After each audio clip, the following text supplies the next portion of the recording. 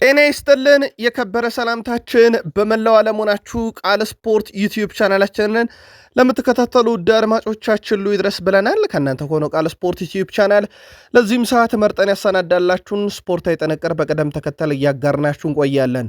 እስከ ፕሮግራማችን ፍጻሜ ዛሬም ቆዩ። ላይክ፣ ሰብስክራይብ፣ ሼር ማድረግ እንዳይረሳ ብለናል። ውድ ቤተሰቦቻችን ሐሳብ አስተያየታችሁን አጋሩን። በተለይም ቅዳሜያችሁ እንዴት አለፈ? ዛሬስ ምን እንጠብቅ? ጻፉልን። በኢትዮጵያ ፕሪሚየር ሊግ ትላንት ጨዋታን ያየ አትራፊ ነበር። በርከት ያሉ ግቦችን ተመለከትንበት። የአፍሪካ ዋንጫም የመጨረሻው ሰዓት ላይ ደርሷል። በተለይም ዛሬ ትልቅ ጨዋታ ይደረጋል፣ በስፋት እንመለከተዋለን። በአውሮፓም የመረጃ ሰዓታችን በርካታ ተቃውሞን ባስተናገደው ቤርናቢዮ ማድሪድ ድል አድርጓል። ድሉ ጀርባ ግን ብዙ አነጋጋሪ ነገሮች ነበሩ። ትላንት በርከት ያሉ የስፔን ላሊጋ ጨዋታዎችን አየን። ዛሬም ከታላላቆቹ ክለቦች የባርሴሎናን እንጠብቃለን። ሰፊ ጥንቅር ይዘናል። በጣሊያን፣ በጀርመን፣ በፈረንሳይና በመካከለኛው ምስራቅ በርከት ያሉ መርሃ ግብሮች ስለነበሩ ለእናንተ ውድ አድማጮቻችን በሚመጠን መልኩ ይዘናል። አብራችሁን ቆዩ። በተወዳጁ የእንግሊዝ ፕሪሚየር ሊግ በርካታ ያሉ መርሃ ግብሮችን ተመለከትን። ስቴዲየም ኦፍ ላይት ለማንም ክለብ ድል ለማድረግ ያልተፈቀደበት ሜዳ፣ ምናልባት የኦሊቨር ግላስነርን የመጨረሻ የስንብት ደብዳቤ የሚያጽፈው ሜዳ ሆኗል። ዛሬ አንድ ትርፍ ፈላጊ ቡድን አለ። ይኸውም አስቶን ቪላ ነው። ከቀዳሜ ጨዋታ ብዙ አትራፊው አስቶን ቪላ ይሆናል ተብሎ ይጠበቃል። በቢግ ሲክስ ክለቦች ቶትናም ሆትስፐርስ በሜዳው ዕዳን የሆነበት መጫወት፣ ለቶትናም የገዛ ሜዳው ዕዳ፣ ለተጋጣሚ ቡድን ግን ምንዳ ያለው ሜዳ ሆኗል። የቶማስ ፍራንክ ነገር ያበቃለት ይመስላል። ቶትናም ትላንትም ተሸንፏል። ተጨማሪ መረጃዎችን በቢግ ሲክስ ክለብ ስናነሳ ሰፊ መረጃ ይዘንበታል። የምዕራብ ለንደኑ ክለብ ቼልሲ በአዲሱ አሰልጣኝ ስር የመጀመሪያ የፕሪሚየር ሊግ ጨዋታውን በድል ተወጥቷል። ተጫዋቾች በጉዳት ባልነበሩበት ጨዋታ ላይም ወሳኝ ተጫዋቾች በቡድን ውስጥም እንደነበሩበት፣ በተቃራኒው ደግሞ ድል ያደረገው የሊያም ሮዘኔርን ቡድን በተለየ መንገድ እናነሳለን። እግር ኳስ ግን ፍትሐዊ አይደለችም እያሉ ነው በቼልሲ ሽንፈት የደረሰባቸው። ተጨማሪ መረጃዎችን ይዘናል። ሊቨርፑል አዳጊ ቡድኖች ላይ ድል ማድረግ ተስኖታል። በተከታታይ አዳጊ ቡድኖች ጋር ነጥብ እየጣለ ይገኛል። የስሎት ቡድን በአዲሱም ዓመታቻ በስቶበታል። ፍጹም ቅጣት ምቱን ስላመከነው ሰውና ትችት በስቶበት ስለተመለሰው ፍሎሪያን ቬርዝ፣ ስለ ግብ ጠባቂው፣ ስለ ሊቨርፑል ዕለታዊ ቡድን ዜናና ጨዋታውን እንዴት ባለ መንገድ ነበር ሊቨርፑል የተቆጣጠረው፣ ማንስ በጨዋታው ነጥብ ማግኘት ይገባው ነበር፣ ጆታና ዲያዝን የናፈቀው ሊቨርፑል እንዴት ያለ ጊዜ በቀጣይ ጠብቀዋል የሚለው ደግሞ በቀጣይ በመረጃ ሰዓታችን ሰፊ ሽፋን እንሰጠዋለን። አርሰናል የሲቲን ውጤት አይቶ ገብቶ ነጥብ መጣሉ በርካታ አርሰናላውያንን አስቆጥቷል። ሌላው በጨዋታው ላይ ፍጹም ቅጣት ምት ይገባናል አይገባንም በሚለው ጉዳይ ላይ ተጫዋቹ በራሱ ምላሽ ሰጥቶበታል። አነጋጋሪ ነው። የማይክል አርቴታ ቡድን ያለፉትን ጨዋታ ማግኘት ከነበረበት ነጥብ ሙሉን በሁለቱ ጨዋታ አላሳካም። የአምናው የወርቅ ጓንት አሸናፊዎችን መረባቸውን አላስደፈሩም። ሁሌም አርሰናል ነጥብ በጣለ ቁጥር በሌጀንዶች በኩል ደግሞ የሚነሳው አምበል ሊቀየር ነው። ትላንትናም አልቀረም። የሳካ ማረፍ፣ የማዱኬ በጨዋታው መጀመርና ቀጣይ ተጋጣሚን በተመለከተ እንዲሁም በጨዋታው ላይ የነበሩ ቁጥራዊ መረጃዎችን አስደግፈን አርሰናልና የፕሪሚየር ሊግ የዋንጫ ጉዞን በጥቂቱ እንዳስሳለን። የአርሰናልንም ደጋፊዎች አብራችሁን ቆዩ። በትላንትናው ዕለት ጃንዋሪ 17 ዕለተ ቅዳሜ በምሽት መረጃችን ይህን ጨዋታ በስፋት ዳሰነዋል። ዩናይትድ ፍጹም በተለየ መንገድ ሲቲን የረታበት ጨዋታ፣ በርካታ ግቦች የተሰሩበት፣ ሌሳንድሮ ማርቲኔዝ ይበለጣል በተባለበት ጨዋታ ሃላንድ ከሜዳ ተቀይሮ እንዲወጣ ያደረገበት፣ ፓትሪክ ዶርጉ ብዙ ምስጋና የቀረበበትና የጨዋታው አስደናቂ ምዕራፍ የነበረበት፣ ፔፕ ጋርዲዮላ ሰበብ አያስፈልግም ለአሸናፊው ማንቸስተር ዩናይትድ እንኳን ደስ ያላችሁ ማለት ይገባን ያለሉበት፣ የፈርጊ ተማሪ እጅግ በጣም አስደናቂ ድሎችን በአራት ዩናይትድን በመሩባቸው ጨዋታ የነበራቸው የበላይነትና ለጋርዲዮላ ክብር ስላለኝ ብዙ አልናገርም ያሉበት ጨዋታ ብሩኖ ፈርናንዴዝ በማንቸስተር ዩናይትድ የማይተካም የማይነካም መሆኑን በተለይም ለብሪያን ቤሞ አሲስት ያደረገበት ቴክኒክ ፍጹም የተለየ ነበር። ያ ማንቸስተር ዩናይትድ አሰልጣኝ ሊቀጥር ሲል ካሪክ እንዴት ይቀጠራል ያለ የማንቸስተር ዩናይትድ የሌጀንድ መንጋ ትላንትና ደግሞ ከበሮን እየደለቀ ምስጋና ለካሪክ እያለ ነበረ። ልዩ ጥንቅር ይዘናል። አብራችሁን ቆዩ። ላይክ፣ ሰብስክራይብ፣ ሼር ማድረግ እንዳይረሳ። በሀሳብ መስጫ ሳጥናችን ላይ ትላንታችሁ እንዴት አለፈ፣ ዛሬስ ምን እንጠብቅ ብለናል። ከቃል ስፖርት ዩቲዩብ ቻናል ቃል ነኝ። መልካም ቆይታ ተመኘን። በኢትዮጵያ ፕሪሚየር ሊግ በርከት ያሉ ግቦችን ተመለከትን። አንደኛው አዳማ ከተማ ከሲዳማ ቡና ያደረጉት ጨዋታ 2-2 ተጠናቀቀ። ለአዳማ ከተማ አቡበከር ሳኒ 55ኛውና ሙጂብ ቃሲም 91ኛው ደቂቃ ላይ ግቦቹን ሲያስቆጥሩ ለሲዳማ ቡና ሁለት ጎሎችን መስፍን ታፈሰ 16ኛውና 45ኛው ደቂቃ ሁለቱን ግቦች አስቆጥሮ ጨዋታው 2-2 በሆናቸው ውጤት ተጠናቀቀ። ቅዱስ ጊዮርጊስ ድሬዳዋ ከተማን 4-0 በሆነ ውጤት ነው ድል ማድረግ የቻለው። የቅዱስ ጊዮርጊስን አራት ግቦች ሀብታሙ ጉልላት 16ኛው ደቂቃ ላይ፣ አቤል ያለው በፍጹም ቅጣት ምት 36ኛው ደቂቃ፣ ፍጹም ጥላሁን በ49ኛው ደቂቃ እና በጨዋታ አቤል ያለው 88ኛው ደቂቃ ላይ አራቱን ግቦች አስቆጠረው ነው ቅዱስ ጊዮርጊስ 4-0 በሆነ ውጤት ድሬዳዋን ያሸነፈው። ኢትዮጵያ ቡና ከሐዋሳ ከተማ ያደረጉት ጨዋታ 1-1 በሆናቸው ውጤት ተጠናቋል። ለኢትዮጵያ ቡና ዴቪድ ዋቹኳ 38ኛው ደቂቃ ላይ እንደዚሁም ለሐዋሳ ከተማ ጌታነህ ከበደ 93ኛው ደቂቃ ላይ ግቦቹን አስቆጥሯል። በምሽት ያነሳነው መረጃ መቻል አርባ ምንጭን 2-0 አሸንፏል። ቸርነት ጉግሳ በፍጹም ቅጣት ምት 68ኛው ደቂቃና ቻርልስ ሙሴጌ በጨዋታ 91ኛው ደቂቃ ነበረ ግቦቹን ከመረብ በማዋሃድ የቻሉት። ሲዳማ ቡና በ30 ነጥብ ይመራል። ነገሌ አርሲ በ26 ይከተላል። ፋሲል ከነማ በ26 በግብ ክፍያ አንሶ 3ኛ፣ ሐዋሳ 4ኛ፣ ኢትዮ ኤሌክትሪክ 5ኛ፣ መቻል 6ኛ፣ አዳማ 7ኛ፣ ቅዱስ ጊዮርጊስ 8ኛ፣ ባህር ዳር ከተማ 9ኛ፣ ሀዲያ ሆሳዕና 10ኛ፣ ኢትዮጵያ ቡና 11ኛ፣ እንደዚሁም ድሬዳዋ ከተማ 12ኛ፣ ኢትዮጵያ ንግድ ባንክ 13ኛ፣ ምድረ ገነት ሽረ 14ኛ፣ ኢትዮጵያ መድን 15ኛ፣ ሸገር ከተማ 16፣ ወላይታ ዲቻ 17፣ መቀለ ሰባ እንደርታ 18፣ ወልዋሎ ዓዲግራት ዩኒቨርሲቲ 19ኛ እና አርባ ምንጭ ከተማ 20ኛ ደረጃ ላይ እንደዚሁ ተቀምጠዋል። ከፍተኛ ግብ አስቆጣሪነቱን አቤል ያለው ከቅዱስ ጊዮርጊስ በ8 ግቦች ይመራዋል። አዲስ ግዴ ከኢትዮጵያ ንግድ ባንክ 7 ግቦች አሉት። መሐመድ አበራ ከመቻል 6 እንዲሁም አቡበከር አዳሙ ከኢትዮጵያ ቡና በተመሳይ 6 ግቦችን ይዞ ቀጣዮቹን ደረጃ ይዘዋል። ከ15ኛ ሳምንት በኋላ የኢትዮጵያ ፕሪሚየር ሊግ ከእረፍት በኋላ 16ኛ ሳምንት የፊታችን ማክሰኞ ይመለሳል። ወላይታ ዲቻን ከባህር ዳር ከተማ እንደዚሁም መቀለ ሰባ እንደርታን ከኢትዮ ኤሌክትሪክ፣ አዳማ ሳይንስና ቴክኖሎጂ ዩኒቨርሲቲ እንደዚሁም በአዲስ አበባ ስቴዲየም በፋሲል ከነማና በሀዲያ ሆሳዕና መካከል በሚደረገ ጨዋታ የኢትዮጵያ ፕሪሚየር ሊግ ዳግም ጅማሮን ከረፍት በኋላ የፊታችን ማክሰኞ የሚያከናውን ይሆናል። አፍሪካ ደረሱን ወደ ቤተሰቦቻችን። ናይጄሪያ ከግብፅ ያደረጉት የአፍሪካ ዋንጫ የደረጃ ጨዋታ በመደበኛ ደቂቃ ያለምንም ግብ ጨዋታው 0-0 መጠናቀቁን ተከትሎ በመለያ ምት ናይጄሪያ 4-2 በሆነ ውጤት ድል በማድረግ 3ኛ ደረጃን ይዛ ማጠናቀቋን አረጋግጣ የነሐስ ሜዳሊያ ባለቤት ሆናለች። ሳላ የመለያ ምት ሳይጠቀም ቀርቷል። ፈርዖኖቹ 4ኛ ደረጃን ይዘው ለማጠናቀቅ ግድ ብሏቸዋል ማለት ነው። ዋንጫውን ለማንሳት ትልቅ ቅድመ ግምት ከተሰጣቸው ብሔራዊ ቡድን ውስጥ አንዱ እንደነበረ ይታወቃል።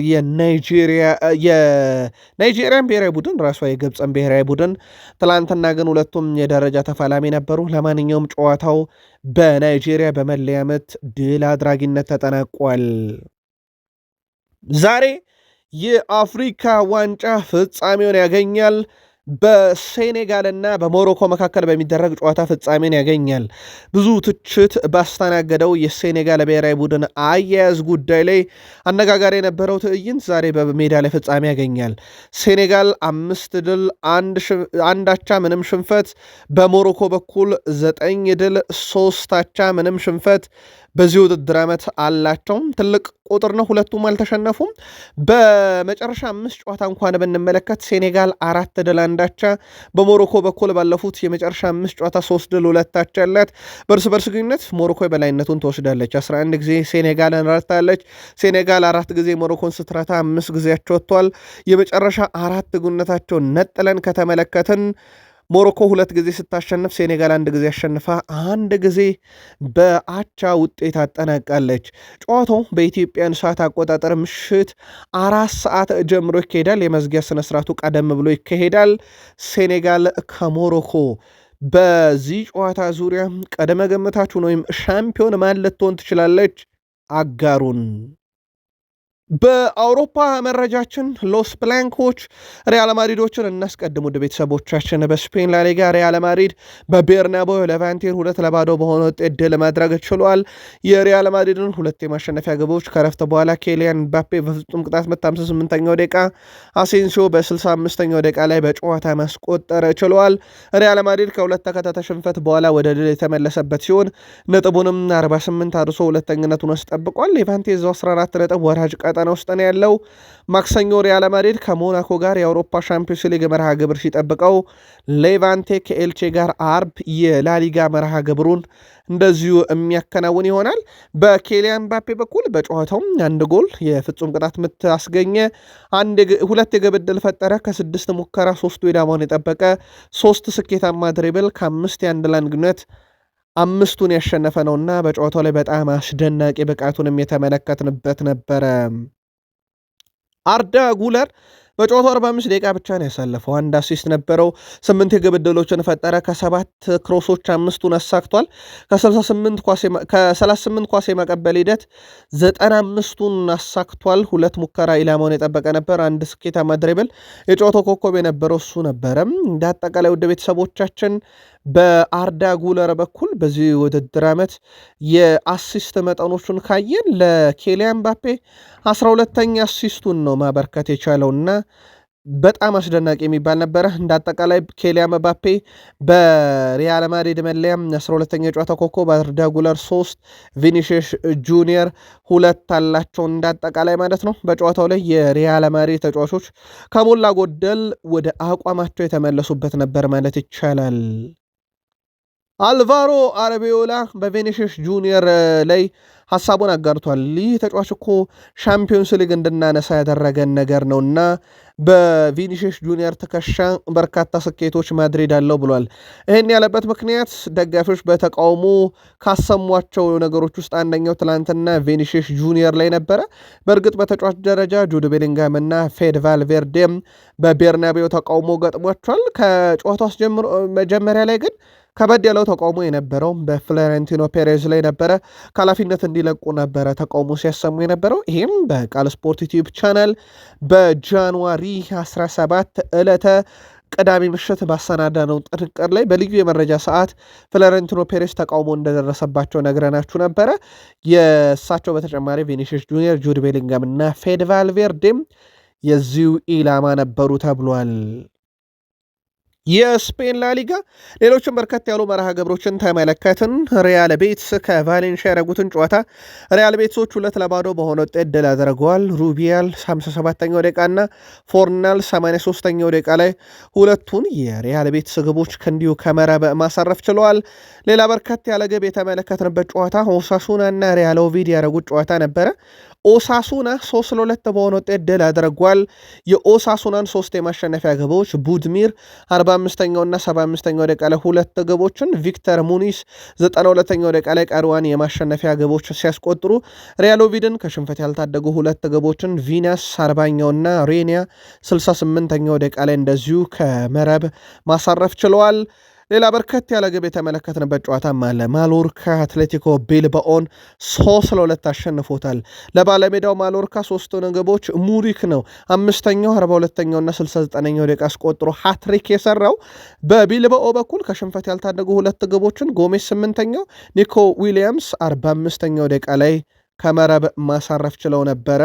ዛሬ ይቀጥላል ሊጋው። ሄታፌ ከቫሌንሺያ፣ አትሌቲኮ ማድሪድ ከዲፖርቲቮ አላቬስ፣ ሴልታ ቪጎ ከሪያል ቫልካኖ እና እንደዚሁም ሪያል ሶሴዳድ ከባርሴሎና ይጫወታሉ። ባርሴሎና ከሪያል ሶሴዳድ ላሊጋ ትልቁና ተጠባቂውን ጨዋታ እናንሳ። ውድ ቤተሰቦቻችን ሪያል ሶሴዳድ በሜዳውና በደጋፊ ፊት ነው ጨዋታውን የሚያደርገው። 8 ድል በዚህ ውድድር ዓመት 7 አቻ 8 ሽንፈት ገጥሞታል። በባርሴሎና በኩል በዚህ ውድድር ዓመት 23 ድል 2 አቻ 4 ሽንፈት ገጥሞታል። ባለሜዳው ሪያል ሶሴዳድ ባለፉት 5 ጨዋታ ሽንፈት አልገጠመውም፣ ግን 2 ድል 3 አቻ ያለው። በባርሴሎና በኩል ባለፉት 5 ጨዋታ 5ቱንም ድል አድርጓል። በአንድ ጨዋታ ብቻ ነው በሪያል ማድሪድ 2 ግብ የተቆጠረበት፣ በሌላው ቀሪ ጨዋታ ግብ አልተቆጠረ በትም በርስ በርስ ግንኙነት ባርሴሎና 116 ጊዜ ሪያል ሶሴዳድን ረቶታል። ሪያል ሶሴዳድ 38 ጊዜ ነው ባርሴሎናን የረታው፣ 43 ጊዜያቸው ወጥተዋል። የመጨረሻ አራት ግንኙነት ነጥለን ካየን ባርሴሎና 3ቱን ሲረታ ሪያል ሶሴዳድ 1 ጊዜ ባርሴሎናን መርታት ችሏል።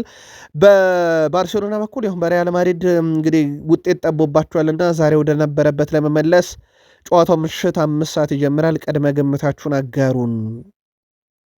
በጣሊያን ሴሪ ዩቬንቱስ ያልተጠበቀ ሽንፈት ነው ያስተናገደው። ዩቬንቱስ ከካግላሪ ጋር ያደረጉትን የጣሊያን ሴሪ መርሃ ግብር 1-0 በሆነ ውጤት ተሸንፈዋል። የካግላሪን ብቸኛ ግብ ማዤልድ 65ኛው ደቂቃ ላይ ከመረብ ማሳረፈ ችሏል። በአሰልጣኝ ሉቺያኖ ስፓሌቲ የሚመራ ዩቬንቱስ ከ7 ጨዋታ በኋላ ነው ሽንፈት የገጠመው። ዩቬንቱስ አሁን ነጥቡን 39 ላይ ቀርቶበታል። በካግላሪ በኩል ነጥባቸውን 22 አድርሰዋል። ከወራጅ ቀጠናው እየራቁ ነው። ቀጣይ ቅዳሜ ፊዮረንቲና ከካግላሪ፣ እንደዚሁም እሁድ ዩቬንቱስ ከናፖሊ የሚያደርጓቸው ጨዋታዎች በጣሊያን ሴሪ ቀጣይ ሳምንት ትልቅ መርሃ ግብር ነው። ኢንተር ሚላን በጣም ወሳኝ የተባለ ድል ነው ማስመዝገብ የቻለው።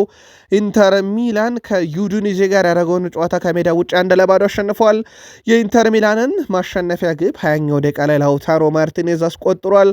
አርጀንቲና አጥቂ ላውታሮ ማርቲኔዝ በውድድር ዘመኑም 11ኛው የሴሪ ግቡ ላይ ደርሷል።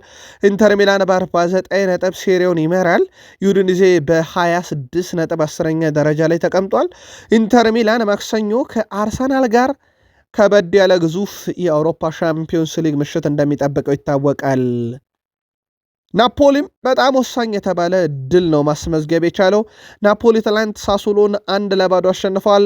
ሎቦታክ በጨዋታው ላይ 7ኛው ደቂቃ ላይ ነው ብቸኛዋ የናፖሊ የማሸነፊያ ገብ ያስቆጠረው። ናፖሊ ነጥቡንም ከምሽቱ ድል በኋላ 43 እንደዚሁ መድረስ የቻለበት ነው። የጣሊያን ሴሪ መርሃ ግብር ዛሬም ይቀጥላል። ፓርማ ከጄኖዋ፣ ቦሎኛ ከፊዮረንቲና፣ ቶሪኒዮ ከሮማ እና እንደዚሁም ኤስ ሚላን ከሊሴ ምሽት 4:45 ሲል የሚጠበቅ መርሃ ግብር ነው። በጀርመን ቡንደስሊጋ አርቢ ሌፕዚግ ይመራ ነበረ ባየር ሙኒክን። ሮሜሎ 20ኛው ደቂቃ ላይ ግብ አስቆጥሮላቸው በኋላ ላይ ግን ከረፍት በኋላ ራሱን በብዙ መንገድ አሻሽሎ የመጣው የቪንሰንት ኮምፓኒ ቡድን 5 ግብ አስቆጥሮ 5-1 አሸንፏል። ግን አብሪ 50ኛው፣ ሃሪኬን 67ኛው፣ ጆናታንታ 83ኛው፣ ፓብሎቪች 85ኛው እና ኦሊሴ 88ኛው ደቂቃ ላይ የማሸነፊያዎቹን ግብ ለባየር ሙኒክ ሲያስቆጥሩ ጀማለ ሙሲያላ ከረጅም ጊዜ ጉዳት በኋላ በሜዳ ላይ ተገኘ፣ አሲስት አስመለከተን። ጆናታን እታ 39ኛ ከሜዳ ውጪ ድሉን አስመዝግቧል። በቡንደስሊጋ ይሄ ትልቅ የሚባለ ቁጥር ነው። ሌላኛው ሪካርድ አድርገን ልናየው የምንችለው ማኑኤል ኖየር 584ኛውን ጨዋታ በማድረግ ከፍራንዝ ቤከንባወር እኩል ለባየር ሙኒክ በርካታ ጨዋታዎችን ያረገ ተጫዋች ሆኗል። በጨዋታው 2 ተጫዋቾችን እናንሳቸው። በጣም አስደናቂ ውድድር ዓመት እያሳለፉ ይገኛሉ። ማይክል ኦሊሴ ትላንትና 1 ግብ 3 አሲስት አስመለከተን። 57ኛው ደቂቃ ላይ ነው ተቀይሮ የገባው። ይሄ ፍጹም አስደናቂ ቁጥር ነው። ውድ ቤተሰቦቻችን እንደ አጠቃላይ ማይክል ኦሊሴ በዚህ ውድድር ዓመት በ28 ጨዋታ 13 ግብ 20 አሲስት አለው። ሌላኛው አነጋጋሪው ተጫዋች ሃሪኬን ነው። ሃሪኬን 16 ጨዋታን በቋሚነት ጀመረ፣ 21 ጎል አስቆጠረ። ለባየር ሙኒክ ዘንድሮም በጣም ወሳኙ ሰው ሆኖ ተመልክተነዋል። እንደ አጠቃላይ ሃሪኬን በትላንትናው ጨዋታው 28ኛ ጨዋታው ነው በሁሉም መድረክ 32 ግብ አለው፣ 4 አሲስት አለው። ሁለቱም ኦሊሴም ሃሪኬንም 30 ሲደመር የግብ አስተዋጽኦ ዘንድሮ ለባየር ሙኒክ ካላቸው ፍጹም አስደናቂ የሚባል። ሰርጂ ግናብሪ 100ኛ ግቡን ትላንትና እንደዚሁ ለባየር ሙኒክ ከመረብ ጋር ማዋሃድ የቻለበት ነበረ። እንደ አጠቃላይ ባየር ሙኒክ በጣም አስደናቂ ጉዞ ላይ እንዲገኝ ያደረገ ነበር። ሌሎችም መርሃ ግብሮች ነበሩ እናንሳቸው። ቦሩሲያ ዶርትመንድ በሲግናል ኢዱና ፓርክ ስቴዲየም 3-2 በሆነ ውጤት ሴንት ፓውሊን ድል ማድረግ ችሏል።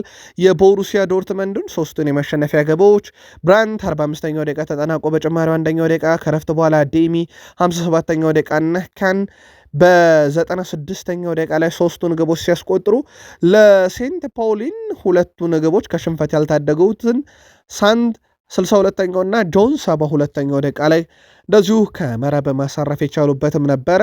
በሆፈኔም እና በባየርን ሌቨርፑሰን መካከል የተደረገው ጨዋታ ያልተጠበቀ ውጤት ነው። ሆፈኔም ባየርን ሌቨርፑሰንን 1-0 አሸንፏል። ቡርገር 9ኛው ደቂቃ ላይ ብቸኛውን የጨዋታ የማሸነፊያ ግብ አስቆጥሯል። ሌላኛው ጨዋታ ኮሎኝ ሜዝን 2-1 ያሸነፈበት ጨዋታ ነበረ። አቼ 57ኛውና 86ኛው ደቂቃ ላይ ሁለቱን የኮሎኝ የማሸነፊያ ግቦች ሲያስቆጥር ቤል 29ኛው ደቂቃ ላይ ብቸኛዋን ከሽንፈት ያልታደገች የሜንዝ ግብ አስቆጥሯል። 1-1 የተጠናቀቀው ጨዋታ የወልቭስበርግ እና የሄደንሄም ጨዋታ ነበረ። በባለሜዳው ወልቭስበርግ በኩል ጄኒስ 80ኛው ደቂቃ ላይ ግብ አስቆጠረ። ለሄደንሄም አስቀድሞ ባክ 46ኛው ደቂቃ ላይ ያስቆጠራት ግብ ነበረች። ግን ጨዋታው ከ1-1 የዘለለ ውጤት አልኖረውም። በሃምቡርግና በቦሩሲያ ሞንችግላድባ መካከል የነበረው የጀርመን ቡንደስሊጋ ጨዋታ ደግሞ ያለምንም ግብ 0-0 በሆናቸው ውጤት ነበር የተጠናቀቀው። ዛሬም ይቀጥላል ቡንደስሊጋው። ስቱትጋርትን ከዩኒየን በርሊን ያገናኛል። እንደዚሁም ኦግስቡርግ ከፍራይቡርግ ዛሬ የሚደረጉ መርሃ ግብሮች ናቸው። የፍራንስ ሊግ አንድ ጨዋታ ትላንት የተመለከተ ተመልካች በእግር ኳስ ብዙ አትርፏል። በርካታ ግቦች ተመለከትን። አንደኛው ጨዋታ አንገርስ በሜዳውና በደጋፊ ፊት በማርሴ 5-2 የተሸነፈበት ነው።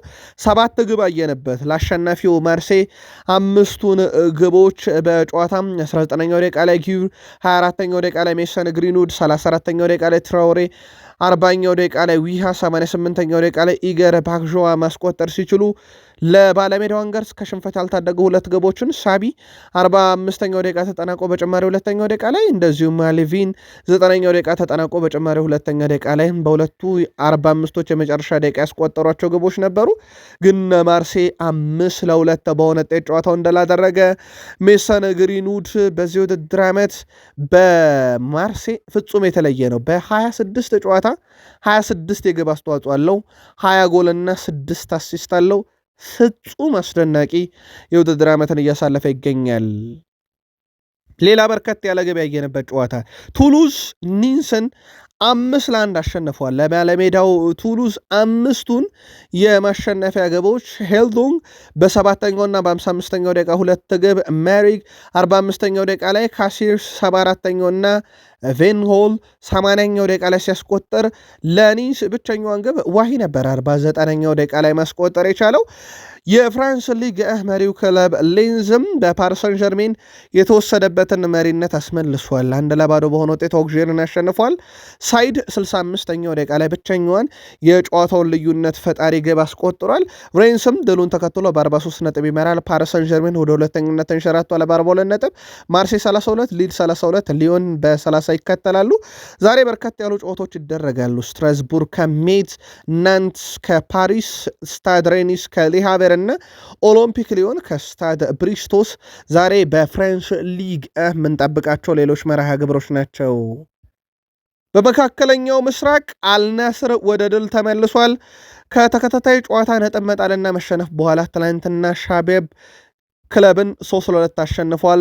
ሮናልዶ ምንም የግብ አስተዋጽኦ ባልነበረበትም ጨዋታ ላይ ባሉባይድ በጨዋታው ላይም ሁለተኛው ደቂቃ ላይ በራሱ ላስቆጠረ ላልናስር፣ ኮማን 8ኛው ደቂቃ ላይ አክሮባቲክ በሆነ መንገድ አስቆጠረ። እንደዚሁም ጋሪብ 76ኛው ደቂቃ ላይ በጨዋታ ግብ አስቆጥሯል። በአልናስር በኩል ድል ማድረጋቸውን ተከትሎ ከመሪው አሊላል ያላቸውን ነጥብ ልዩነት ወደ 4 ዝቅ አድርገውታል። በእርግጥ አሊላል ቀሪ ጨዋታ አለ። ድል የሚያደርግ ከሆነ ነጥብ ወደ ነበረበት ይመለሳል። ለጊዜው ግን አልሂላል በ38 ነጥብ ይመራል። አልነስር በ34 ይከተላል። ውድ የቃል ስፖርት ዩቲዩብ ቻናል ቤተሰቦች ከእናንተ ከሆነው ቃል ስፖርት ዩቲዩብ ቻናል የሳቱን አጫጭር ስፖርታዊ መረጃ እያደረስናችሁ እንገኛለን። ተወዳጅ የእንግሊዝ ፕሪሚየር ሊግ የመረጃ ሰዓት ደረስን። በፕሪሚየር ሊጉ ትላንታችሁ እንዴት አለፈ? ዛሬስ ምን እንጠብቅ እያልን ነው። ሐሳባችሁን እያጋራችሁን ከፕሪሚየር ሊግ የመረጃ ሰዓት ጋር መልካም ቆይታ ተመኘን። በተወዳጁ የእንግሊዝ ፕሪሚየር ሊግ ኤላንድ ሮድ ስቴዲየም እንጀምር።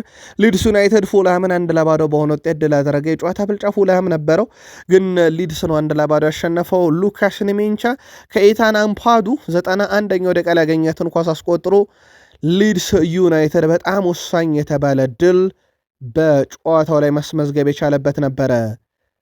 ሰንደርላንድ ክሪስታል ፓላስን በስቴዲየም ኦፍ ላይት 2-1 በሆነ ውጤት አሸንፏል። ይመራ ነበረ ክሪስታል ፓላስ። የርሚ ፒኖ 30ኛው ደቂቃ ላይ ገባ አስቆጥሮ፣ በኋላም ላይ ግን ኤንዞ ሊፊ 33ኛው ደቂቃ ላይ፣ ብራያን ብሮቢ 71ኛው ደቂቃ ላይ ሁለቱን ግቦች አስቆጥረው ሰንደርላንድ 2-1 በሆነ ውጤት አሸነፈ። ስቴዲየም ኦፍ ላይት በዚህ ዓመት አንድም ክለብ ሄዶ ድል አላደረገበትም። ልክ እንደ ኤምሬትስ ሁሉ ስቴዲየም ኦፍ ላይት ለሰንደርላንድ ምሽጉ ነው ማለት ይቻላል። ትላንትናም በጣም ወሳኝ ድል አሳክተውበታል። ከጨዋታው በኋላ ኦሊቨር ግላስነር ከባድ መልእክት አስተላልፈዋል። ባለፈው ኢዜ ሲሸጥ ዝም አለን፣ ከዛ የቀጠለም ዋርተን ጫፍ ላይ ነው ለምን ገንዘብ ይልቅ ውጤት አይቀድምም ብለዋል። የምር እንዲህ ከሆነ ክሪስታል ፓላስ የውድድር ዘመኑን በዚህ መልኩ ካጠናቀቀ ጥሩ ነው። ከኔ ጋርም ሆነ ከሌላ አሰልጣኝ ጋር አላውቅም፣ ግን ክሪስታል ፓላስ ዘንድሮ ካልወረደ አንድ ነገር ነው። ከዚህ በኋላ እኔ ምንም ነገር ቢመጣ ቢደረግ ቢፈጸም ግድ የለኝም ብለዋል። ምናልባት ያለ ጥርጥር ዛሬ ኦሊቨር ግላስነር ይባረራሉ ተብሎ ይጠበቃል። ቃል ስፖርት ዩቲዩብ ቻናልም ከታማኝ ምንጮች ባገኘናቸው መረጃዎች የኦሊቨር ግላስነር የክሪስታል ፓላስ ቆይታ በግልጽ ነው እሳቸው በቃኝ ያሉት። በእርግጥ እሳቸው አስቀድሞ በዓመቱ መጨረሻ ላይ ያለው ብለው ነበር። ትላንትና ግን የተናገሩት ንግግር የክሪስታል ፓላስ ባለቤቶችን እጅግ በጣም ያናደደ ሆኗልና ዛሬ የስንብት ደብዳቤ ደርሳቸዋል ተብሎ ይጠበቃል። በሰበር ጉዳዩን በቀጣይ መረጃ እንመለስበታለን። ዛሬ አስቶን ቪላ ከትላንትና ጨዋታዎች አትራፊ ቡድን ይሆናል ተብሎ ይጠበቃል። ዛሬ አስቶን ቪላ ከኤቨርተን ጋር በቪላ ፓርክ ስቴዲየም ምሽት 1:30 ጨዋታቸውን ያደርጋሉ። አስቶን ቪላ በዚህ ውድድር ዓመት 19 ድል 5 አቻ 5 ሽንፈት የገጠመው ቡድን ነው። በኤቨርተን በኩል 9 ድል 9 ሽንፈት 6 አቻ ያለው በዚህ ውድድር ዓመት። ባለሜዳው አስቶን ቪላ በዚህ ውድድር ዓመት በመጨረሾቹ 5 ጨዋታ 3 ድል 1 አቻ 1 ሽንፈት። በኤቨርተን በኩል በመጨረሾቹ 5 ጨዋታ 1 ድል 3 አቻ 1 ሽንፈት ገጥሞታል። ሁለቱ ክለቦች የመጨረሻ 4 ግን ነጥለን ብናይ ሁለቱን ቪላ አሸንፎ 2 ጨዋታቸው ወጥቷል። ቪላ 87 ጊዜ ኤቨርተንን ረቶታል። ኤቨርተን ቪላን 80 ጊዜ ረቷል። 61 ጊዜያቸው ወጥቷል። ዛሬ ማን በበላይነት ጨዋታውን ይወጣል የሚለው በትልቁ ይጠበቃል። ምክንያቱም ዛሬ አስቶን ቪላ ካሸነፈ ከመሪው አርሰናል ጋር ያለውን የነጥብ ልዩነት ወደ 4 ዝቅ ማድረግ ይችላልና ከቀዳሜ ጨዋታ ዛሬ የሚጫወተው አስቶን ቪላ ብዙ ትርፍ ያገኛል። ቪላ ይህን ጨዋታ ይወጣዋል የሚለው ደግሞ በትልቁ የሚጠበቀው ጉዳይ ነው። ቶትናም ሆትስፐርስ በሜዳው ሲጫወት ዕዳ ነው የሚበዛበት። ለእንግዳ ቡድን ግን ምንዳ የሆነ ሜዳ ነው። ትላንትናም ቶትናም ያው በፕሪሚየር ሊጉ በጣም ደካማ ቡድን በዌስትሃም ዩናይትድ 2-1 ተሸንፏል። በሜዳው በእንግዳው ቡድን ያሸናፊ ያደረጉ ግቦችን ሰመርቪል 15ኛው ደቂቃና ዊልሰን 93ኛው ደቂቃ 2 ደቂቃ ነው ሜዳ ላይ ያሳለፎችን ግብ ለማስቆጠር ዊልሰን አስቆጠሮላቸው 2-1 አሸንፏል ዌስትሃም ዩናይትድ። ክርስቲያን ሮሜሮ ብቸኛዋን ግብ ለቶትናም ከሽንፈት ያልታደገችውን 64ኛው ደቂቃ ላይ ያስቆጠረላቸው። ቶማስ ፍራንክ በሁሉም ውድድር ስፐርስን በመምራት ጨዋታ ያሳለፉበት መንገድ አስከፊ ነው። 11 ድል 13 ሽንፈት 8 አቻ አላቸው። ዌስትሃም ዩናይትድ ከህዳር 8 በኋላ በፕሪሚየር ሊጉ ድል ምን እንደሆነ አያውቅም ነበረ። ትላንትና በደርቢ ጨዋታ ቶትናም ድረስ ሄዶ ድል አድርጓል። ምናልባት ጨዋታውን በቁጥር እንመልከተው። ትልቁ ጨዋታ ነበረ ትላንት በለንደን ደርቢ ነው። ዌስትሃም 2-1 በሆነ ውጤት ድል አደረገ። ግብ የማስቆጠር ነጻሬ ዌስትሃም 2.69 ነው። ስለዚህ 2 ግብ አግኝቷል። ቶትናም 1.58 ነው። ስለዚህ 1 ግብ አግኝቷል። በቂ ነበር ማለት ይቻላል። ቶትናም 21 ሞከረ፣ ዌስትሃም 17። ቶትናም 6 ኢላማውን የጠበቀ፣ ዌስትሃም 4። ቶትናም 62 በመቶ የኳስ ቁጥጥር ነበረው፣ ግን ድል አላደረገበትም።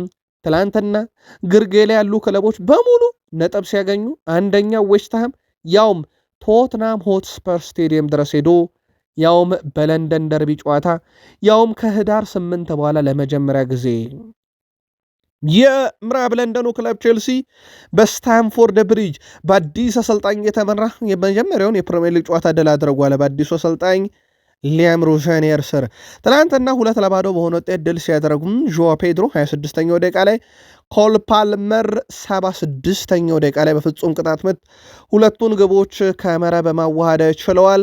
ኤስታቪዮ በህመም ምክንያት ከጨዋታ ውጭ ነው። በቀጣይም ጨዋታ መቼ እንደሚመለስ እርግጥ አይደለም። ከጨዋታው በኋላ ዦ ፔድሮ ከሊያም ዴላፕ ጋር ስላላቸውም ጥምረት ተጠይቆ ነበረ። በአሰልጣኙ እንግዲህ የሚፈለግ ነገር ነው ብሏል። የሁለታችን ጥምረት ሁለታችንም በጨዋታ መጫወት እንፈልጋለን፣ ግቦችን ማስቆጠር እንፈልጋለን፣ ለሁለታችንም ጥሩ ነው፣ ሁለታችንም ጥሩ ብቃት አለን ብዬ አስባለሁ። ዋናው በጨዋታ ላይ ክለቡ የሚያስፈልገው ነገር ማሸነፍ ነው። ከዛ በተጨማሪ ደግሞ መረባችንን ሳናስደፍር ወጥተናል። ይሄ ጥሩ የሚባለው ነገር ነው ብሏል። ሌላው ልናነሳ የወደድነው ዦ ፔድሮን ነው። 8 ግብ 4 አሲስት አለው። አንድም የቼልሲ ተጫዋች በፕሪሚየር ሊግ እንግዲህ 7 ግብ ላይ አልደረሰም። ይሄ ከሁሉም ይበልጣል። 12 የግብ አስተዋጽኦ አለው ዦዋ ፔድሮ በዚህ ሲዝን። ሌላ በጣም አስደናቂ የውድድር ዓመት እያሳለፈም ይገኛል። እግር ኳስ ፍትህ አይደለችም እያሉ ነው የብሬንትፎርዱ አሰልጣኝ ኬት አንድሪውስ። በቼልሲ ከደረሰባቸው ሽንፈት በኋላ እግር ኳስ ፍትህ አይደለችም ብለዋል። አሰልጣኙ ሲናገሩም አንዳንድ ጊዜ እግር ኳስ ፍትህ አይደለም፣ ወደ ስታንፎርድ ብሪጅ መጥተ 200 ሚሊዮን ፓውንድ የሚያወጣ አማካይ ክፍል ትገጥማለህ ብለዋል። አክሎም በቡድኔ እንቅስቃሴ ተደስቻለሁ፣ የተመዘገበ ውጤት ግን አበሳይቶኛል፣ የገጠምነው ውድ ገንዘብ የሚያወጣን ክለብ ነው ብለው ለሽንፈታቸው ቼልሲ የሚያወጣውን ገንዘብ እንደ ምክንያት ጠቅሰዋል። ቼልሲ ጨዋታው 2-0 አሸነፈ። ከወቅታ ቁጥራዊ መረጃኛ ደግሞ ተውሰን ለማረጋገጥ ሞከርን። 1.59 ግብ የሚያስቆጠር ንጻሬ ነበረው ቼልሲ። ያው ተጨማሪ 1 ግብ የማግኘት ያክል ነው። ብሬንትፎርድ ከጨዋታ ቢያንስ 1 ግብ ማግኘት ይችል ነበር፣ አምከነውታል። በሙከራ ደረጃ ብሬንትፎርድ 15 ሞክረዋል፣ ቼልሲ 6።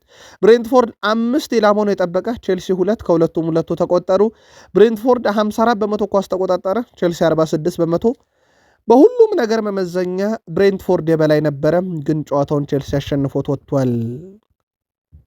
ሊቨርፑል አዳጊ ቡድን ማሸነፍ ተስኖታል። ትላንት ደግሞ ፍጹም የበላይ ፍጹም አስደናቂውን ሊቨርፑል ተመልክተን ግን ለሊቨርፑል ደጋፊዎች ድል የሚባል ነገር ከጨዋታው አልተገኘበትም። ጨዋታው 1-1 ተጠናቀቋ። ሊቨርፑል በኩል ልማደኛው ፍሎሪያን ቬርዝ ግብ አስቆጥሯል።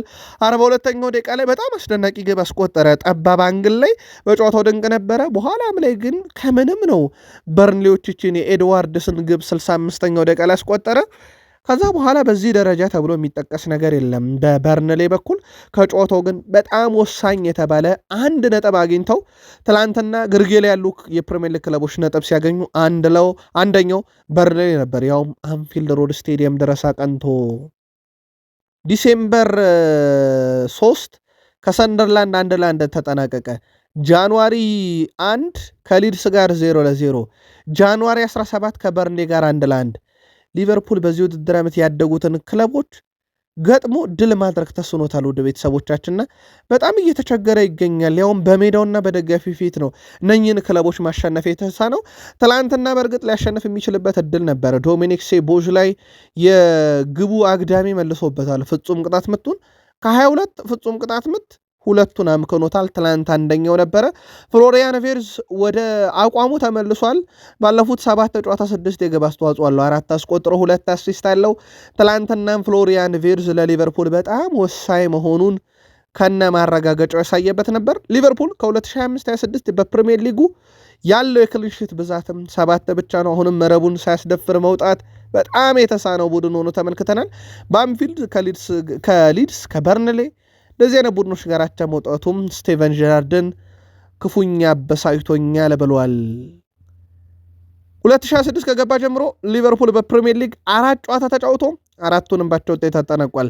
ሊቨርፑል ባለፉት 17 የፕሪሚየር ሊግ ጨዋታ 5 ጨዋታ ብቻ ነው ድል ያደረገው።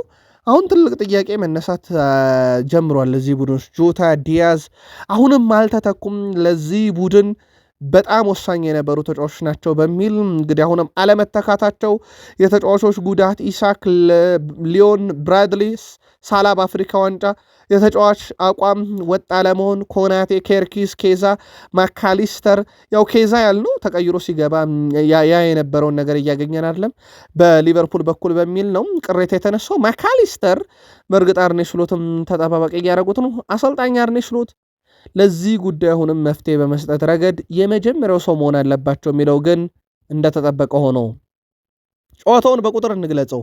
1-1 ተጠናቀቀ። ግብ የማስቆጠር ንጻሬ የሊቨርፑል 3 ነበረ፣ ግን አንድ ጎል ብቻ ነው ያገኙት። ሁለት ትልልቅ እድል አምክነዋል።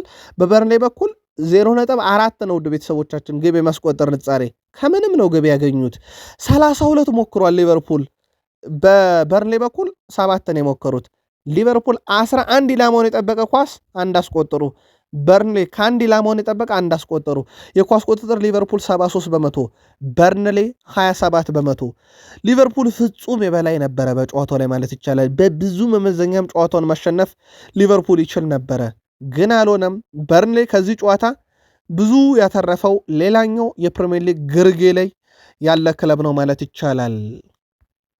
የአርሰናል ደጋፊዎችን ያበሳጨው ውጤት የሲቲን ውጤት የማይተው መግባታቸውና የገጠሙት ቡድን ኖቲንግሃም ፎረስት መሆኑ ነው።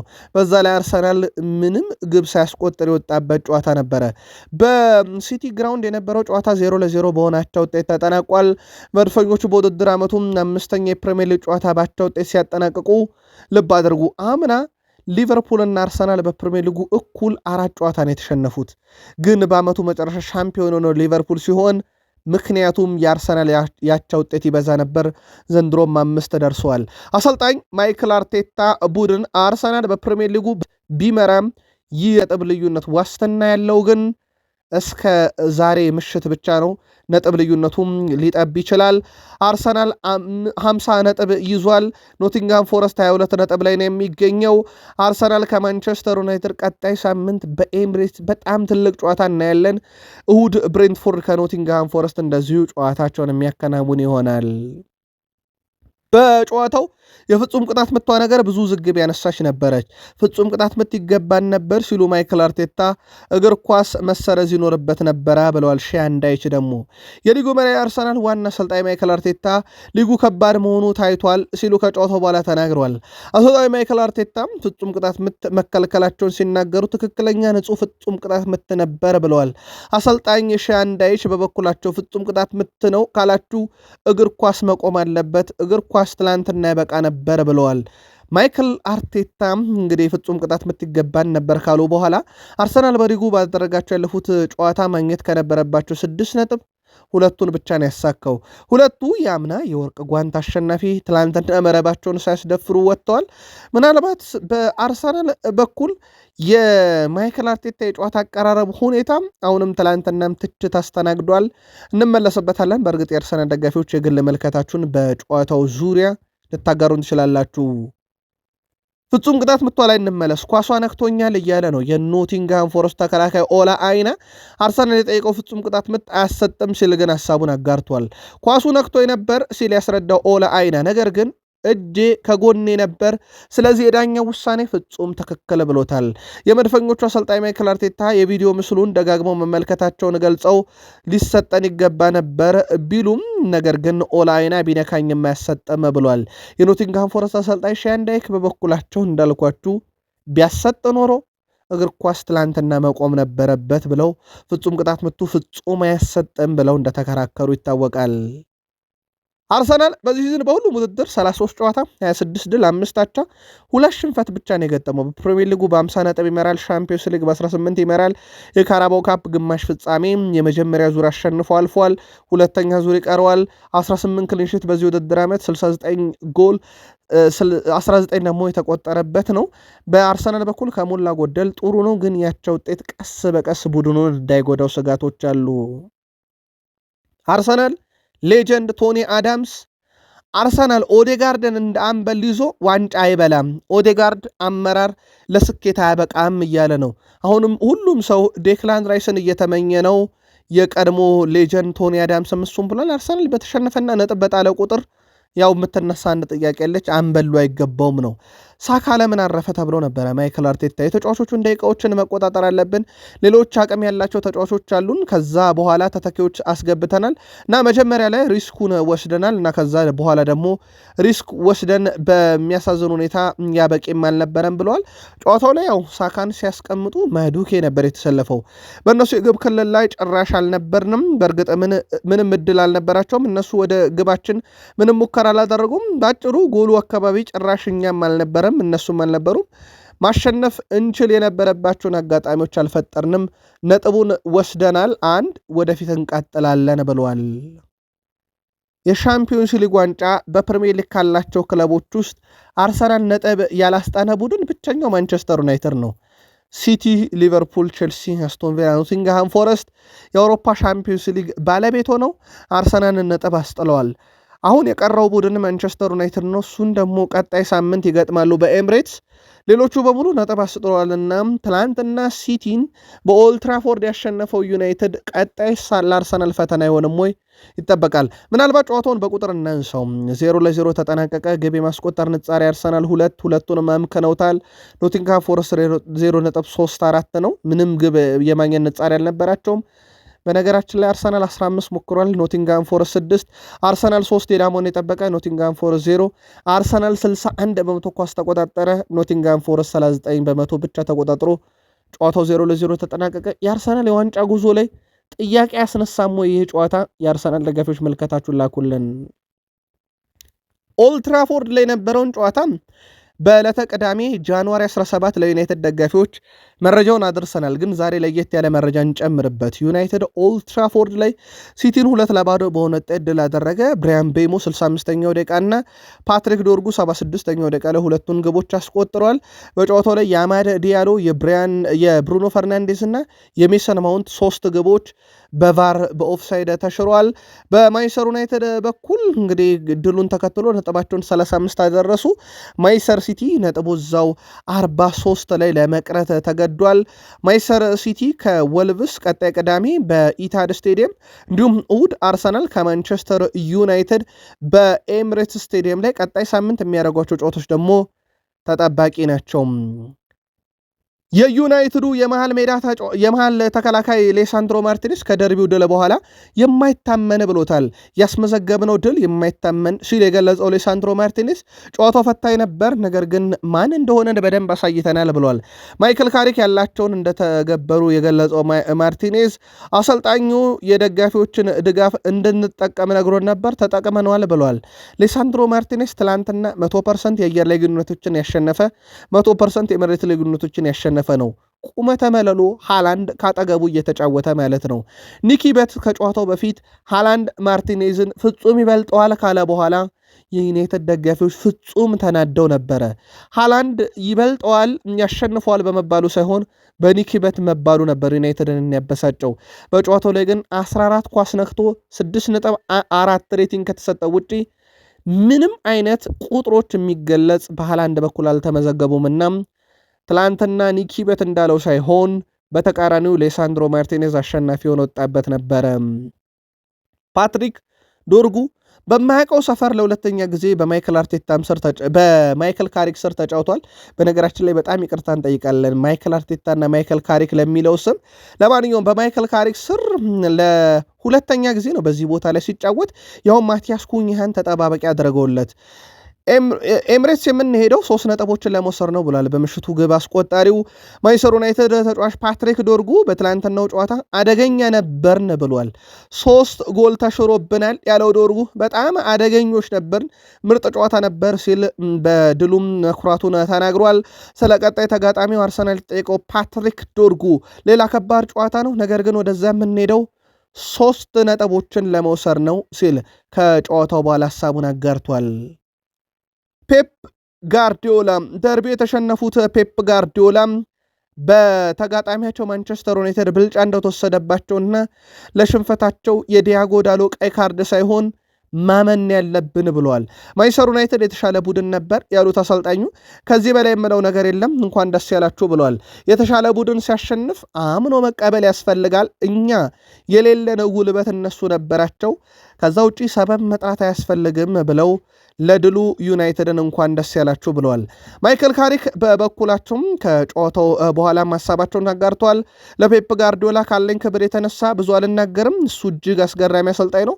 ቡድኑም በጣም ጥሩ ነው። የእነሱ ድክመት በይፋ መተንተን የኔም ስራ አይደለም ብሏል። እኛ የፈለግነውን በራሳችን ጥንካሬ ላይ መስርተን ለመጫወት ነበር። ሁለቱ የመስመር ተጫዋቾች አማድና ዶርጉ በመከላከልም በማጥቃትም ድንቅ ነበሩ። ቤሞና ብሩኖም እንደዛው ብለዋል። እንደውም ኩኛ ተቀይሮ ገብቶ ልዩነት ፈጥሯል። ሜሰን ማውንት ለግብ ተቃርቦ ተሽሮበታል። ፍጹም አስደናቂ ነበሩ ተጫዋቾቼ ብለው ተጫዋቾቻቸውን አሞካሽተው ለጋርዲዮላ ክብር አለኝ ብለዋል። ማይክል ካሪክ እውነቱን ለመናገር ማንቸስተር ሲቲዎች ኢላማውን የጠበቀ ሙከራ ማድረጋቸውን እንኳን እርግጠኛ አይደለሁም። ጥቂት ብሎክ ያደረገናቸው ኳሶች ሊኖሩ ይችላሉ። እኛ ግን በጣም ጥሩ ሁኔታ ተከላክለናል ብዬ አስባለሁ። በመልሶ ማጥቃትም የምንፈልገውን አግኝተናል ብለዋል። በእርግጥ ግቡም የተገኘው እንደዛ ነበረ። በኮቢ ሜኖም ጉዳይ ተጠይቆ ነበረም። እሱ ብዙ እጅግ ከፍተኛ ጥሩ ነገሮችን አሳይቶናል። በሜዳ ላይ የምንፈልገው እንደዚህ አይነት ነገር ነበረ ብለዋል። በጨዋታው ላይ ከሱ የምንፈልገውንም አግኝተናል ብለዋል። ከኮቢ ሜይኖ እኛ የፈለግነው ጥሩ መጫወትና በጥሩ መንገድ ጨዋታውን መጨረስ ነበር። ለዚህም የሁሉም ተጫዋቾች አስደናቂ ብቃት ያስፈልገን ነበር ብለዋል። አሰልጣኝ ማይክል ካሪክ በማንቸስተር ዩናይትድ አሰልጣኝነት 4 ጨዋታ አድርጎ 4ቱንም አልተሸነፈም። ካሪክ ሲቲን ረቷል፣ ፔፕ ጋርዲዮላ አርሰናልን ረቷል፣ ኡናይ ኤምሬ ቼልሲን ረቷል፣ ቱሄልን እንደዚሁም ከነኚህ ትልልቅ አሰልጣኞች ድልም ነጥብም ያገኘበት ነበርና የማይክል ካሪክ የአሰልጣኝነት ዘመን በማንቸስተር ዩናይትድ ቤት ስኬታማ ነበር ማለት ይቻላል። ብሩኖ ጎል አስቆጠረ፣ ተሻረበት። ያውም ጎሉ ቢቆጠር በጣም አነጋጋሪ ነበር። ግብ ጠባቂውን ጃሊጂ ዳናሮማን አለፈው። ናታናኬ ደረሰበት፣ ተንሸራተተ። ከሜዳ ነው የወጣው ናታናኬ እንደውም ተንሸራቶ። ከዛ በኋላ ማንም አልደረሰበትም ነበረ። ሞክሮ ነበረ ጃሊጂ ዳናሮማ በድጋሚ ግን አስቆጠረ። ግን በቫር ተሻረ። ለአማድ አሲስት አረገ፣ በቫር ተሻረ። ለሃሪ ማግዌር አሲስት አደረገ፣ ብረት መለሰበት። በጣም አስደናቂ ነበረ። ብሩኖ በጨዋታው ላይ 6 የግብ ዕድሎችን ፈጥሯል። ይሄ የሲቲ ተጫዋቾች ቢደመር አይስተካከሉትም። ብሩኖ ለዩናይትድ ምን ማለት እንደሆነ ተመልክተናል። ትላንት 1 አሲስት ጸድቆለታል። ያው የብሪያን ቤሞ ግብ ስትቆጠር 4 ትልልቅ የግብ ዕድሎችን 6 ቁልፍ ኳሶችን በሜዳ ላይ ያስመለከተን። 3 ኳስ ሳጥን ውስጥ አሻግሯል። 5 ረጅም ኳሶችን አሻግሯል። 65 ኳስ ነክቷል። 6 የመከላከል ሂደት ላይ ተሳትፏል። 100% ድሪብሉ ስኬታማ ነበር። ብሩኖ ሚጌል ፈርናንዴዝ በፕሪሚየር ሊግ ከፔፕ ጋርዲዮላ ሲቲ ጋር ባረጋቸው ጨዋታ 6 ሲደመር የግብ ዕድሎችንና አሲስትን ያደረገ የመጀመሪያው ተጫዋች ሆኗል። እሱም ከጥር 2025 ብሪያን ቤሞ በኋላ ከክፍት ጨዋታ 5 ሲደመር የግብ ዕድሎችን የፈጠረ ሁለተኛው ተጫዋች ነው ሲቲ ላይ። ይሄ ትልቅ ቁጥር ነው። ተጫዋቹ በኩል በማንቸስተር ዩናይትድ መቆየቱ እርግጥ አይደለም፣ ግን ዩናይትድ ቤት ቢቆይ ምን ሊገኝበት እንደሚችል ያሳየም እንቅስቃሴ ነበረ ማለት ይቻላል። ማንቸስተር ዩናይትድ ማንቸስተር ሲቲን ካሸነፈ በኋላ ያ ካሪክ እንዴት ተሾመብን፣ ካሪክ ቤትኛው ስራው፣ እነ ኢቫንስ ቤትኛው ስራቸው እያሉ ከበሮ የደለቁ የዩናይትድ ሌጀንዶች ትላንትና ደግሞ የማንቸስተር ዩናይትድ ደጋፊ የአሰልጣኙ አድናቂ ሆነው ተከስተዋል። ፒተር ሽማይክል ከረጅም ጊዜ በኋላ ለመጀመሪያ ጊዜ ማንቸስተር ዩናይትድን መመልከት ያስደሰተኝ ጨዋታ ሲለው፣ ሮይኪን እንዴት ካሪክ ይሾምበታል? እኛ እያለን ያለበትን እድል እንኳን አልሰጡም ለሲቲ ፍጹም አስደናቂ ነበሩ ብሎ ዩናይትድን አወድሷል። ዋይሊማር ሩኒ በጣም ተገርም ያለው የቡድኑ መንፈስ፣ ታታሪነታቸው፣ ጉልበታቸው፣ የቡድኑ ሁሉም ነገር ምርጥ ነበር። ይህ ዛሬ ብቻ አቋም እንደሚሆን አውቃለሁ፣ ግን ሁሉም ሰው ይህ ቡድን ምን አይነት አስደሳች ቲም መሆን እንደሚችል በሚገባ ማየት ይችላል ሲል ስለመቀጠሉ ይህ ድል ጥርጣሬ እንዳለው ሩኒ በዛው ሐሳቡ አያይዞ ገልጾበታል። ምናልባት ጥቂት ነጥቦችን እናንሳ። ሪያን ቼርኪ ከጨዋታው በፊት የተናገረው ንግግር ነበረ። ዩናይትድን ለመበቀል ሰዓት አልደርሳ ላይ ብሎ ነበረ። ሰዓቱ ደርሶለት 45 ደቂቃ ተጫውቶ 6 ስህተት የሆኑ ኳሶችን አቀብሏል። ከ6 የአንድ ለአንድ ግንኙነት 5ቱን ተነጥቋል። አንድ ታከል ብቻ ነበረው። ምንም ድሪብል፣ ምንም የግብ ዕድል አልፈጠረም። ምንም ኳስ ክሮስ አላረገም። በተቃራኒውም ብሪያም ቤሞ፣ እነ ኮቢ ሜኖ፣ ማቲያስ ኩኛ በጣም ድንቅ ነበሩ በጨዋታው ላይ ከሞላ ጎደል። እንደ አጠቃላይ ዩናይትድ በጨዋታ አፈጻጸም እንዴት ነበረ የሚለውን እኔ 2-0 ዩናይትድ አሸነፈ። የዩናይትድ ግብ የማስቆጠር ንጻሬ 2 ነበር፣ ሁለቱም ሆነውለታል። ያው የተሻሩት ኳሶች ስለማይቆጠሩ ነው በመለኪያ ደረጃ። ሲቲ ግብ የማስቆጠር ንጻሬ 0.45 ነው። ያው ምንም ግብ እንደማለት ነው፣ አላገኙም። ዩናይትድ 11 ሞከረ፣ ሲቲ 7። ዩናይትድ 7 ኢላማውን የጠበቀ ሲቲ 1። ሲቲ አንድ ነገር ብቻ ነው ዩናይትድን የበለጠው በኳስ ቁጥጥር 68 በመቶ ኳስ ብልጫ ነበረው። ዩናይትድ 32 በመቶ ኳስ ብልጫ ቁጥጥር ነበረው። ከዛ ውጪ በማሸነፊያ ቱሎች በሙሉ ዩናይትድ የተሻለው ቡድን ነበር። ድል አድርጎ ወጥቶበታል። አርሰናል በ50 ነጥብ ይመራል። በ7 ነጥብ ከሲቲ እና ከቪላ ይርቃል። ቪላ ዛሬ ካሸነፈ በ4 ነጥብ ብቻ ይሆናል። ሊቨርፑል በ36 ነጥብ አራተኛ፣ ዩናይትድ በ35 ነጥብ አምስተኛ፣ ቼልሲ በ34 ነጥብ ስድስተኛ ደረጃ ላይ ተቀምጧል። ተወዳጁ የእንግሊዝ ፕሪሚየር ሊግ ዛሬም ይቀጥላል። አስቶን ቪላ ከኤቨርተን ተጠባቂው ጨዋታ ነው። 1:30 ወልቭስ ከኒካስል አስቀድሞ 11 ሰዓት ይጫወታሉ። በጣሊያን ሴሪ ፓርማ ከጄኖዋ፣ ቦሎኛ ከፊዮረንቲና፣ ቶሪኒዮ ከሮማ፣ ኤስ ሚላን ከሊቼ። በጀርመን ቡንደስሊጋ ስቱትጋርት ከዩኒየን በርሊን፣ አውግስቦርግ ከፍራይቡርግ። በፍራንሱ ሊጋ ስትራስቡርግ ከሜት፣ ናንትስ ከፓሪስ፣ ሬንስ ከሊሃቨር፣ ሊዮን ከብሪስት። በስፔን ላ ሊጋ ሄታፌ ከቫሌንሺያ፣ አትሌቲኮ ማድሪድ ከአላቬስ፣ ሴልታ ቪጎ ከሪዮ ቫልካኖ፣ ሪያል ሶሴዳድ ከባርሴሎና። በአፍሪካ ዋንጫ የፍጻሜ ጨዋታ ምሽት 4 ሰዓት ሴኔጋል ከሞሮኮ ይጫወታሉ። ለምትደግፏቸው ብሔራዊ ቡድኖችና ለምትደግፏቸው ክለቦች መልካም ዕድል ከቃል ስፖርት ዩቲዩብ ቻናል በዕለተ እሁድ ተመኘንላችሁ። መልካም ቀን እንዲሆንላችሁ፣ መልካም ዕለተ ሰንበት፣ መልካም በዓል። በዓሉ ለሚመለከታችሁ ሁሉ ብለን አበቃን።